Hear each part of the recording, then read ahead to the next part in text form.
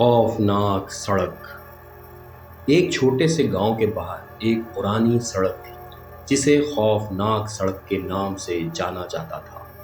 लोग कहते थे कि इस सड़क पर रात के वक्त एक खौफनाक हादसा हुआ था और उसके बाद से वहां अजीब व गरीब वाक़यात पेश आ रहे थे। रात के वक्त जो भी वहां से गुजरता उसे खौफनाक आवाज़ें सुनाई देती थी और सड़क पर एक साया भी दिखाई देता था।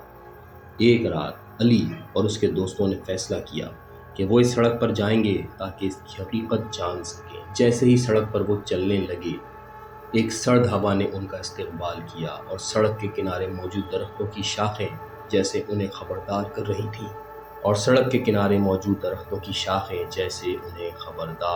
थीं चंद मिनट गुजरने के बाद अली ने एक अजीब सी आवाज़ सुनी। ये एक धुंधली सी सरगोशी थी जो हवा में गूंज रही थी। उसने अपने दोस्तों से कहा, क्या तुमने कोई आवाज़ सुनी? दोस्तों ने कहा, नहीं। हवा में एक अजीब सा सुकूत छा गया था। अचानक उन सब ने देखा कि एक साया दूर सड़क पर नजर आया। वो साया एक शख्स की तरह लगता था, लेकिन उसका चेहरा धुंधला था। अली के दिल की धड़कन तेज हो गई। दोस्तों, हमें यहाँ से भागना चाहिए, उसने कहा, लेकिन उसके दोस्तों ने उसे कायल किया कि नहीं, हो सकता है कि हमारा वहम हो। जब वो लोग साये के करीब पहुंचे तो साया उनकी तरफ मुतवज्जा हुआ। उसकी आंखें चमक रही थीं और उसके चेहरे पर एक खौफनाक मुस्कुराहट थी। तुम लोग यहाँ क्यों आए हो? अली और उसके दोस्त डर गए। अब उन्होंने सोचा कि भागना चाहिए, लेकिन साये ने एक हाथ बढ़ाया और अचानक एक ज़ोरदार आवाज़ आई, जैसे कोई चीज़ टूट रही हो।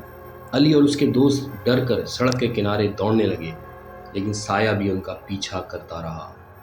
वो सब खौफ से चिल्लाने लगे, लेकिन कोई मदद को ना आया।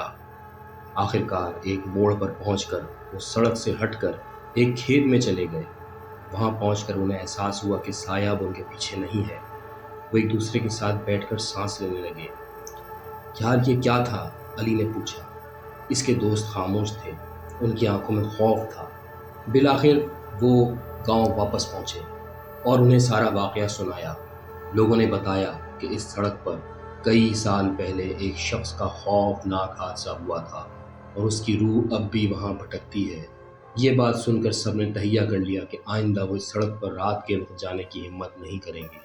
वो जान गए थे कि कुछ चीज़ें जिन्हें हम जानने की कोशिश करते हैं, इन्हें छोड़ देना ही बेहतर होता है। इस खौफनाक रात ने उनकी ज़िंदगियों को एक सबक सिखाया कि कभी कभी खौफ का सामना करने के बजाय उसे नज़रअंदाज करना भी बेहतर होता है।